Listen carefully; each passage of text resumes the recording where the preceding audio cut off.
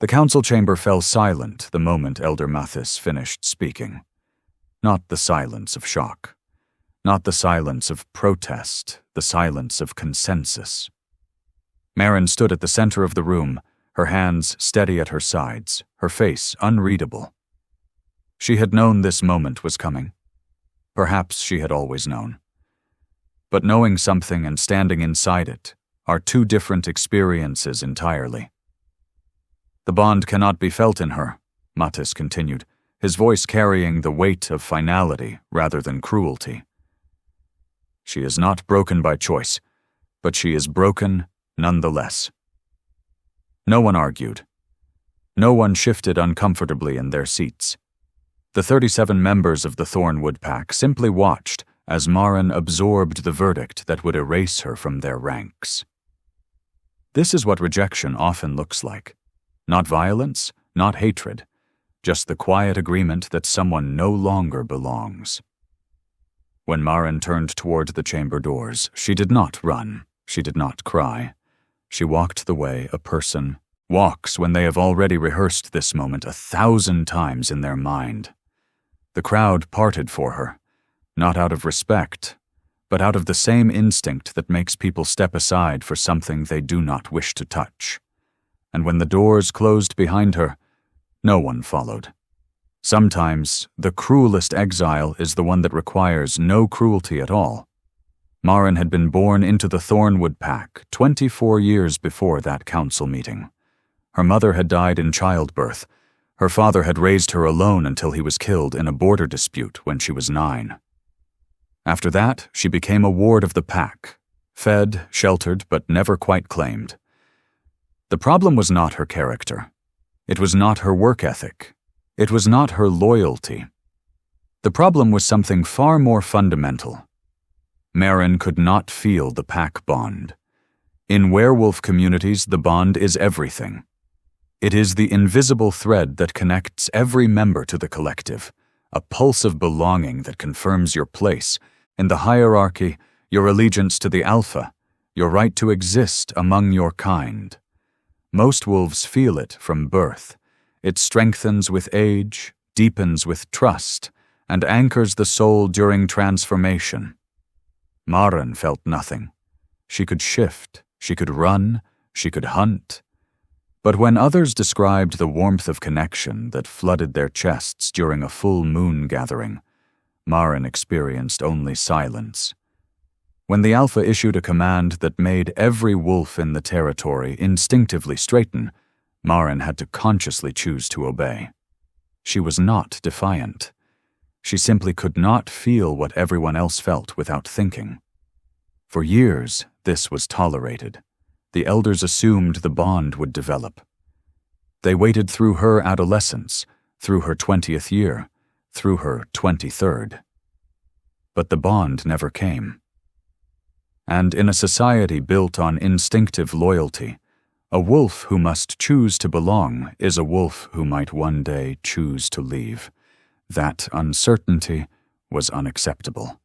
The morning after the council meeting, Maren was given a small pack of supplies, enough for perhaps a week, and escorted to the northern border of Thornwood territory. There was no exile ritual, no ceremonial stripping of rank, no speech about betrayal or failure.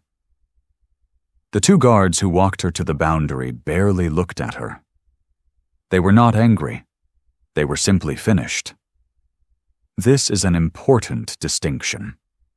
Anger implies that someone still matters enough to provoke emotion. Indifference implies that they have already been erased. Maren crossed the boundary marker, a moss-covered stone carved with the Thornwood sigil, and stepped into unclaimed land. Behind her, the guards turned and walked back toward the settlement without a word. She did not look back either. There is a particular kind of wound that comes from being discarded without malice. It is cleaner than violence, but it cuts deeper. Violence, at least, confirms that you were seen. Indifference confirms that you were not, worth the effort of seeing. Maren walked north for 3 days. She slept in shallow caves and beneath fallen trees. She ate what she could find, roots, berries, the occasional rabbit she managed to catch in her wolf form. The land beyond Thornwood was sparse and unwelcoming, a stretch of rocky hills and thin forests that no pack had claimed because there was nothing worth claiming. It was, in many ways, the perfect place for someone who had been declared worthless. On the fourth day, she found an abandoned shepherd's cabin near a narrow river. The roof was partially collapsed, the door hung from one hinge, and the interior smelled of rot and old smoke. But the walls were solid, and the fireplace still drew air properly. Maren did not ask herself whether she deserved better. She had stopped asking that question years ago. She simply began the work of making the cabin livable, one repair at a time, one day at a time. This is how survival begins. Not with hope, not with plans, just with the next task. Weeks turned into months. The cabin became functional, then comfortable, then something close to a home. Maren reinforced the roof with salvaged timber. She patched the gaps in the walls with river clay and moss. She built a small garden behind the structure, planting seeds she had gathered from wild plants throughout the region. She did not think about Thornwood. She did not allow herself to think about it. Dwelling on what had been taken from her would only make the present unbearable, and the present required her full attention. But some nights, when the fire had burned low and the forest was quiet, she would catch herself listening for something she could not name. A voice, a presence, anything that might confirm she still existed to someone, somewhere. The silence always answered the same way. The unclaimed territory was not empty. Travelers passed through occasionally, merchants taking shortcuts between pack territories, lone wolves seeking temporary refuge, human wanderers who did not know they were walking through werewolf land. Most of them avoided Maren's cabin, sensing something about her that made them uneasy even if they could not name it. But some of them needed help. And Maren, despite everything, could not bring herself to ignore someone in need. The first was a human boy, no older than 12, who had broken his ankle falling down a ravine. Maren found him crying near the river, his leg twisted at an unnatural angle. She did not introduce herself. She did not explain what she was. She simply set the bone with steady hands, bound it with strips of cloth, and carried him to the nearest human settlement on the edge of the territory. The boy's family offered her food, shelter, and payment. She refused everything except a cup of water. Then she disappeared back into the wilderness before they could ask her name. The second was a lone wolf, an older male who had been injured in a territorial dispute and had wandered into the unclaimed zone to die in peace. Maren found him collapsed near her garden, his side torn open by what looked like claw marks. She could have ignored him. He was not her responsibility. She owed nothing to any pack, and helping a wounded stranger was a risk she did not need to take. But she dragged him into her cabin anyway. She cleaned his wounds with boiled water and herbs she had learned to identify during her years of solitude. She stayed awake through the night, watching for infection, listening to his labored breathing. He survived. When he woke 3 days later, he stared at her with confusion and something like fear. "You should have let me die," he said. "Perhaps," Maren replied, "but I did not." She did not ask for his gratitude. She did not ask for his story. She simply fed him until he was strong enough to walk, and then she watched him leave without asking where he was going. This became her pattern. Maren did not seek out those who needed help.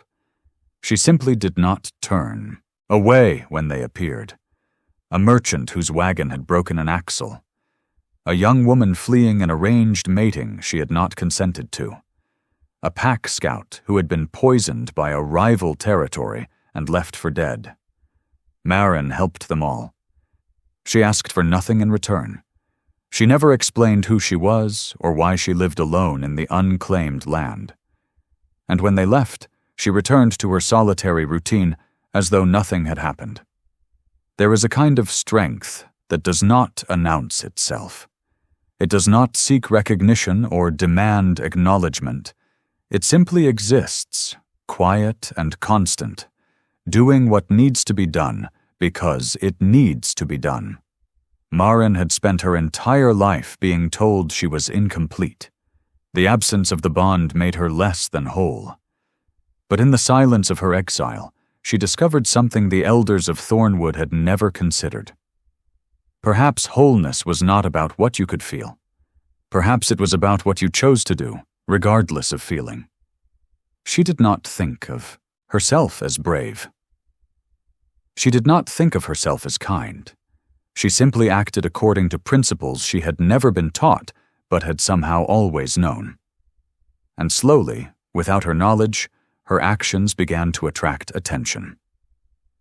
Alpha Kale Varen of the Riverstone Pack was not the kind of leader who tolerated rumors. He preferred facts, verifiable, concrete, and stripped of embellishment. So when reports began reaching him about a lone wolf in the unclaimed territory who healed strangers without asking questions, he dismissed them as exaggeration. The unclaimed zone had always been a dumping ground for exiles and misfits. Someone helping travelers was unusual, but not significant enough to warrant his attention. Then the reports changed. A Riverstone scout who had been ambushed and left for dead in the unclaimed territory returned to the pack 6 weeks later. He had been found by someone, a woman who lived alone near the northern river. She had treated his wounds, fed him through his fever, and sent him on his way without ever identifying herself. "She knew I was Riverstone," the scout told Kale during his debriefing. "She saw my markings, but she helped me anyway." "Why would she do that?" Kale asked. The scout hesitated. "I do not think she cared which pack I belonged to, Alpha. I do not think she cared about packs at all." This was the first moment Kale felt genuine curiosity. In a world defined by territory and allegiance, someone who operated outside those boundaries was either dangerously naive or dangerously principled. He needed to know which. He did not send scouts to investigate. He did not dispatch enforcers to bring the woman in for questioning. Instead, he traveled to the unclaimed territory himself, accompanied by only 2 guards, and began watching from a distance. What he observed over the following weeks confused him. The woman, he learned her name was Maren only later, lived with the discipline of a trained soldier, but the gentleness of a healer. She hunted efficiently, maintained her small homestead with care, and interacted with travelers using a calm authority that seemed completely unrelated to any pack hierarchy. She did not bow to anyone. She did not defer to anyone. She did not seem to recognize the social structures that governed every other wolf Kyle had ever encountered. And yet she was not arrogant. She was not defiant. She simply existed as though the rules that bound everyone else had never applied to her. Kyle's first direct encounter with her was accidental. He had been watching her garden from a ridge above the cabin when she suddenly looked up, directly at his hiding spot, and said in a clear voice, "If you are going to watch, you may as well come down and help with the wedding." He froze. He had been downwind. He had been silent. She should not have known he was there. But she had known. And she had not reacted with fear or hostility. She had reacted with the mild irritation of someone whose privacy had been interrupted. Kale descended the ridge slowly, his guards flanking him. Maren did not stop working. She did not stand to greet him. She simply continued pulling weeds from the soil, her movements unhurried and precise. "You are Alpha Varen," she said without looking up. "Riverstone territory is 2 days east of here." "You know who I am," Kale said. "I know many things. It does not mean I care about them." This is where most people would have felt compelled to explain themselves, to justify their presence in a way that acknowledged his authority, to show some sign of deference that confirmed the natural order of power between an alpha and a packless wolf. Maren did none of these things. She finished weeding the row she was working on, stood, brushed the dirt from her hands, and finally met his eyes. There was no challenge in her gaze, no submission either, just a calm acknowledgement that he was there, that she had noticed, and that his presence changed nothing about her priorities. "What do you want?" she asked. Cale realized in that moment that he did not have an answer. He had come to observe, he had come to assess. He had not prepared for the possibility that the woman would simply ask him to state his purpose as though he were any other visitor. "I wanted to see for myself," he said finally, "the healer who helps without asking, the exile who owes no loyalty." "And what have you seen?" Cale studied her for a long moment. She was not beautiful in the way pack women cultivated beauty, polished and deliberately appealing. She was weathered, practical, and unremarkable at first glance. But there was something in her stillness that commanded attention, a weight that had nothing to do with physical presence. "I have seen someone who does not behave like any wolf I have ever known," he admitted. Maren nodded slightly, as though this was the most obvious observation in the world. "That is because I am not like any wolf you have ever known," she said. "I cannot feel the bond. I never could. My pack discarded me for it." She said this without self-pity, without bitterness.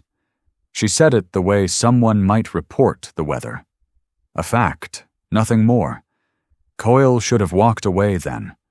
A bondless wolf was an anomaly, a liability, a creature that could not be controlled through the normal channels of pack authority. Everything he had been taught told him to leave this woman to her exile and forget he had ever found her. But he did not walk away. Instead, he found himself returning to the unclaimed territory again and again over the following months. Sometimes he watched from a distance, sometimes he approached directly. Maren never seemed surprised by his visits, and she never adjusted her behavior to accommodate his presence. She did not try to impress him. She did not try to prove her worth. She simply continued living her life as though an alpha's attention was neither a gift nor a threat.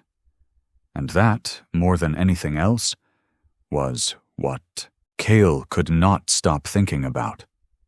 The crisis came in late autumn, when the leaves had turned gold and the air carried the first bite of winter. A sickness had spread through the Riverstone pack, a fever that burned through its victims in days, leaving them weak and delirious. The pack healers could not identify its source. They could not find a cure, and with each passing week, more wolves fell ill. Cale exhausted every option. He sent messengers to allied packs requesting assistance. He consulted with human doctors in nearby settlements. He even reached out to old enemies, offering temporary truces in exchange for medical knowledge. Nothing worked. The sickness was not magical. It was not a curse that could be broken or a poison that could be counteracted. It was simply a disease, ruthless, indifferent, and spreading faster than anyone could contain. By the time Maren heard about it, nearly a third of the Riverstone pack was bedridden. She should not have gotten involved. The Riverstone pack was not her concern. Their suffering had nothing to do with her, and traveling into their territory uninvited was a risk that could easily end in her death. But Maren had spent years learning the plants and remedies of the unclaimed territory. She had treated dozens of travelers with ailments that pack healers had never encountered, and she knew, with a certainty she could not explain, that she might be able to help. She did not announce her arrival. She did not seek an audience with the Alpha. She simply appeared at the edge of the Riverstone settlement one morning, carrying a pack filled with dried herbs and prepared tinctures. The guards who stopped her were hostile. A lone wolf entering pack territory during a crisis was suspicious at best, dangerous at worst. "I am here to help with the sickness," Maren said calmly. "We do not need help from exiles," the lead guard replied. "Perhaps not, but you have it anyway." She did not argue further. She did not plead her case. She simply stood at the boundary and waited, her expression unchanged until someone with authority arrived to decide her fate. The waiting was its own kind of test. She had learned that much from exile. Most people broke not during the hard moments, but during the empty ones, the spaces where nothing happened and doubt had room to grow. That someone was Kyle. He looked worse than she had ever seen him, exhausted, worried, carrying the weight of a pack that was slowly dying under his leadership.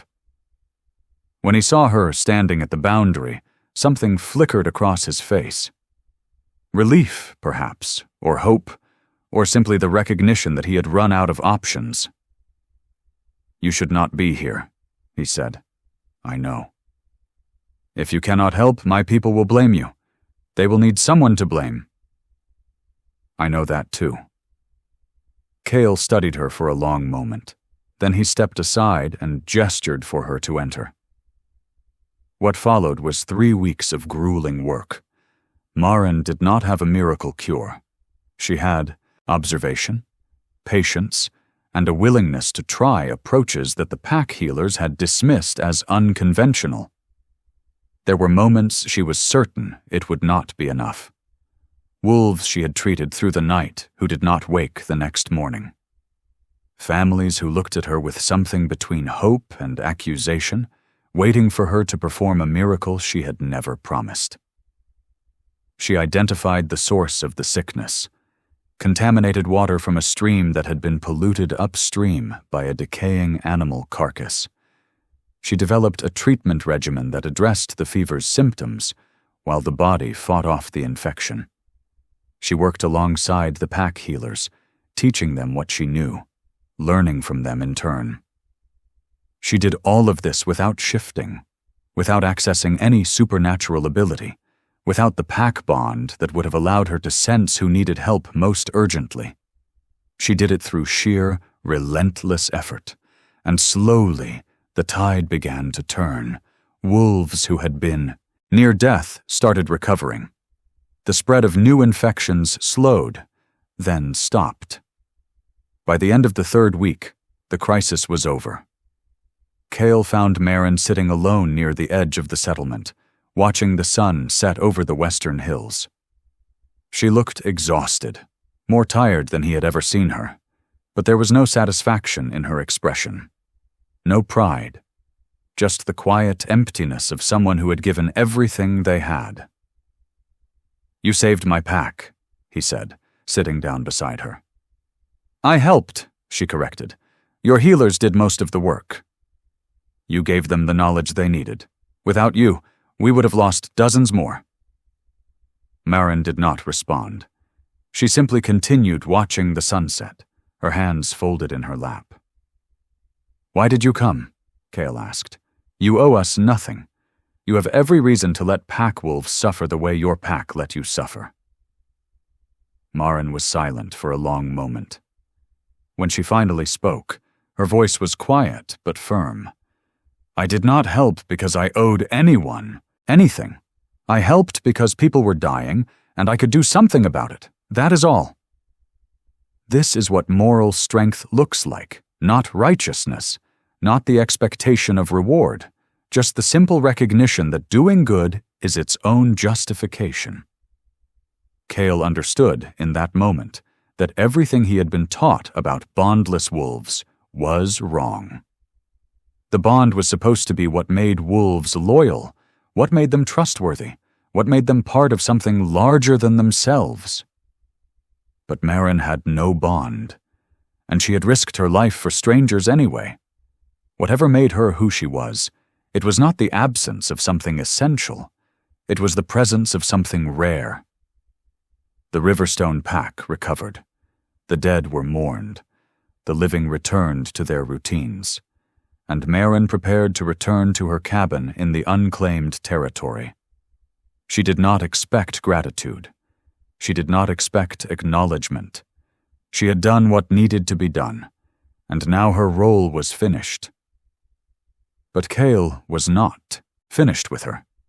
On the morning she planned to leave, he called a gathering of the entire pack. This was unusual. Full gatherings were reserved for declarations of war, changes in leadership, or matters of existential importance. The wolves of Riverstone assembled in the central clearing, confused and curious.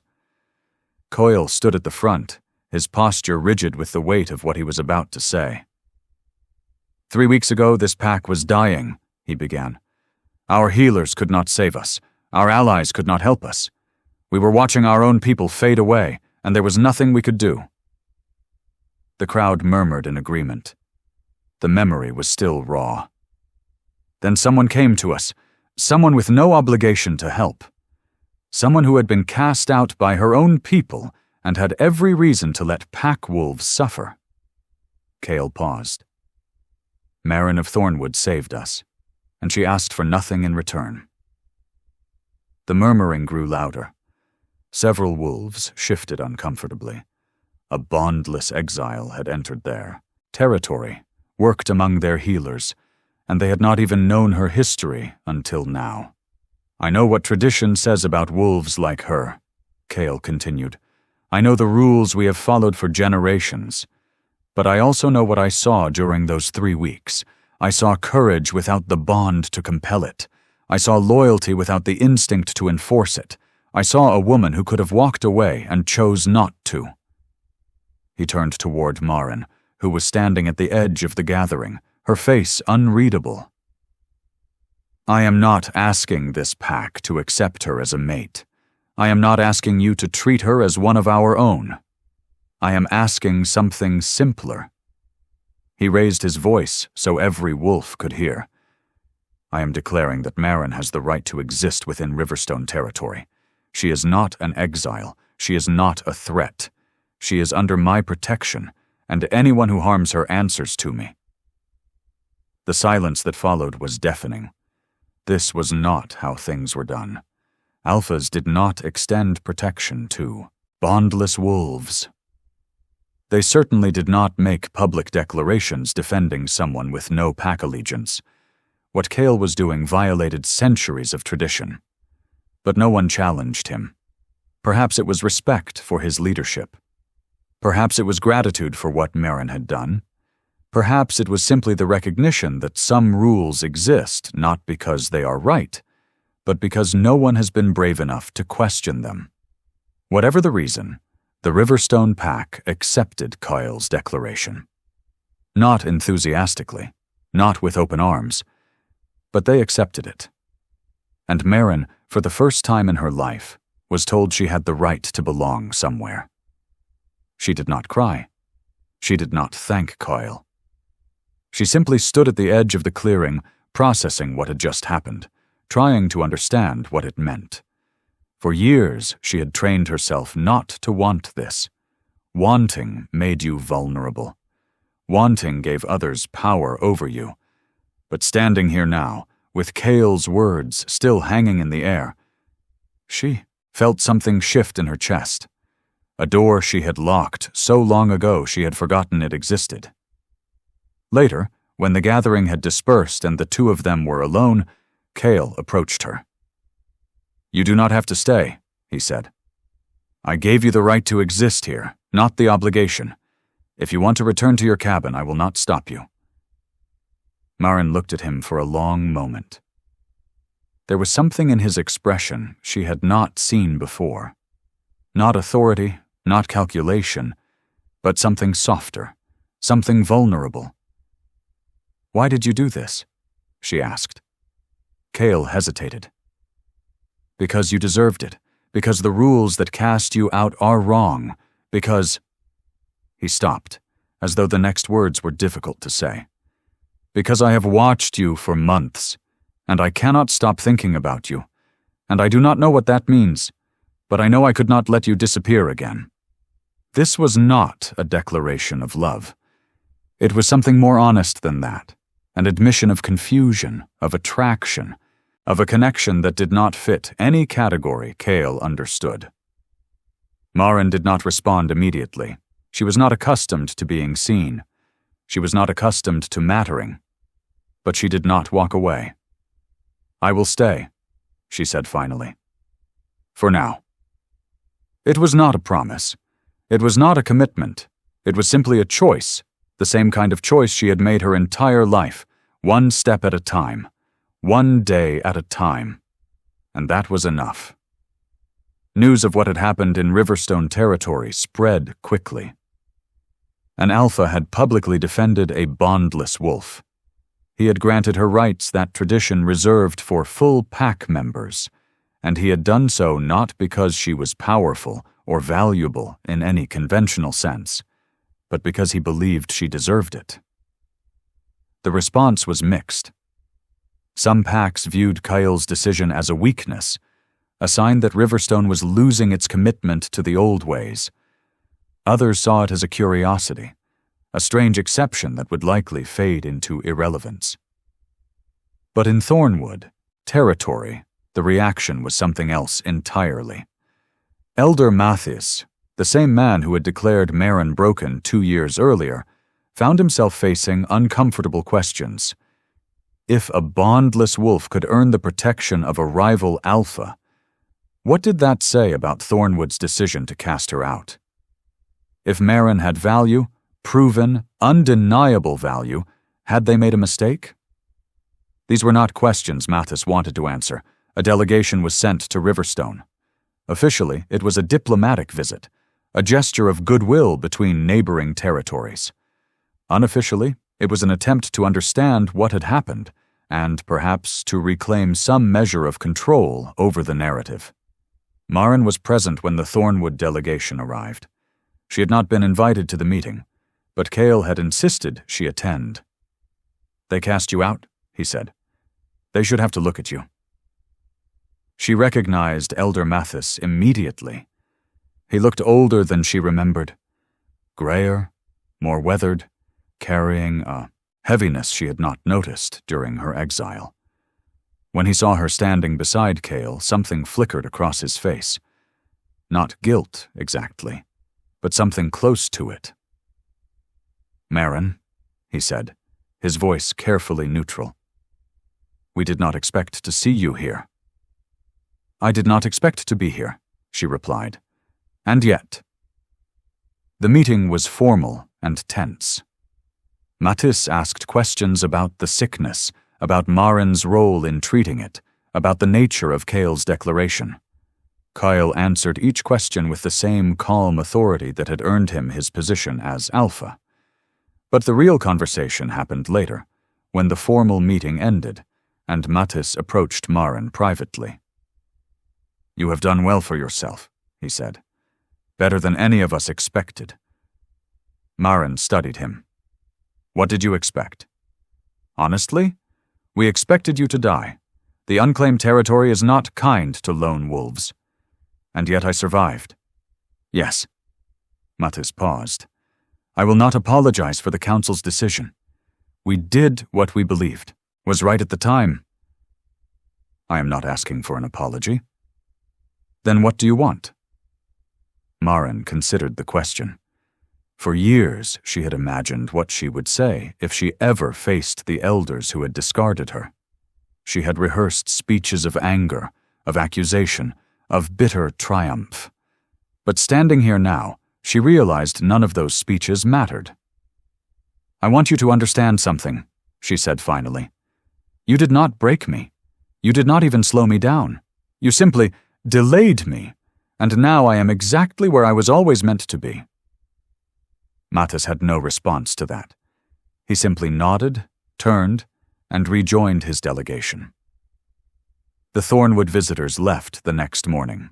They did not invite Maren to return. They did not offer reconciliation or restoration of her former status. But they had seen her. They had been forced to acknowledge that their judgment had been wrong. And sometimes that is enough. This is the nature of reversal. It does not always come with dramatic confrontation or public vindication. Sometimes it comes quietly, a shift in the balance of power that everyone recognizes, but no one speaks aloud. Maren had not changed. She was still the same woman who could not feel the pack bond. She was still the anomaly that tradition said should not exist. But the world around her had changed. And that made all the difference. Months passed. Maren remained in Riverstone territory, living in a small cabin on the edge of the settlement. She continued her work as a healer, treating anyone who needed help regardless of their pack affiliation. She attended gatherings when invited, contributed to community efforts when asked, and otherwise lived a quiet, purposeful life. Her relationship with Kyle developed slowly. There were no grand declarations, no dramatic moments of commitment. There was simply a gradual deepening of trust, of understanding, of something that might have been called love if either of them had been inclined to use that word. Kale never asked her to become his mate through a traditional ceremony. He never asked her to pretend the bond existed when it did not. He accepted her as she was, different, separate, but no less valuable for it. And Maren, in turn, learned to accept something she had never believed possible, that she could belong somewhere without being fixed first. The final scene of this story is not a wedding. It is not a dramatic rescue or a public confrontation. It is something much simpler. Maren is sitting in her garden on a warm afternoon, tending the same plants she has cultivated for years. Kale approaches and sits beside her, not speaking, just present. Around them, the sounds of the Riverstone settlement carry on the wind, children playing, adults working, the ordinary rhythm of pack life. Maren does not feel the bond connecting her to any of it. She still cannot sense the collective pulse that every other wolf takes for granted. But she feels something else, something quieter. She feels chosen. Not because she was beautiful, or powerful, or valuable in the ways her original pack defined value, but because someone saw who she actually was, flawed, different, incomplete by traditional standards, and decided that was enough. This is what it means to be truly seen, not the performance of acceptance, not the conditional tolerance that can be withdrawn at any moment, but the genuine recognition that a person has worth exactly as they are. Maren looks at Kale. He looks at her. Neither of them speaks. They do not need to. Some stories end with transformation, the broken thing made whole, the curse lifted, the wound healed. But this is not that kind of story. Maren is the same person she was at the beginning. She still cannot feel the bond. She is still, by the standards of her birth pack, broken, but she is not less. She is not incomplete. She is simply different. And in a world that demanded she conform or disappear, she found something better than conformity.